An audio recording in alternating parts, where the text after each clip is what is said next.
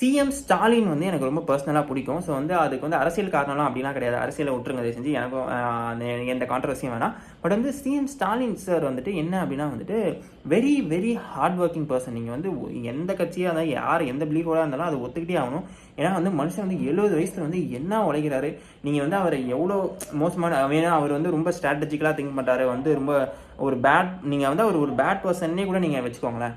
அப்போ கூட வந்துட்டு ஒரு மனுஷன் எவ்வளோ உழைக்கிறாரு. நான் வந்து அவர் சிஎம்மாக வந்ததுலேருந்தே சொல்கிறேன். வந்ததுலேருந்தே வந்துட்டு மழைனா வந்துட்டு ஒரு அவ்வளோ பெரிய முட்டி வரைக்கும் ஒரு பூட்ஸ் இருக்கும். அந்த பூட்ஸை போட்டு தண்ணிக்குள்ளே போவார். கோவிட் வார்க்குள்ளே போனது, அப்புறம் வந்துட்டு இங்கே போகிறது அங்கே போகிறது, இந்த ஒர்க்கு இந்த மீட்டிங் அப்படின்னு சொல்லிட்டு 70 வயசில் மனுஷன் எவ்வளோ ஆக்டிவாக இருக்கார். ஸோ வந்து அது அந்த ஒரு குவாலிட்டி வந்து நம்ம விட கற்றுக்கிட்டே ஆகணும்.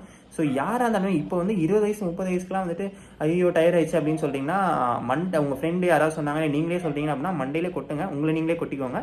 Be active.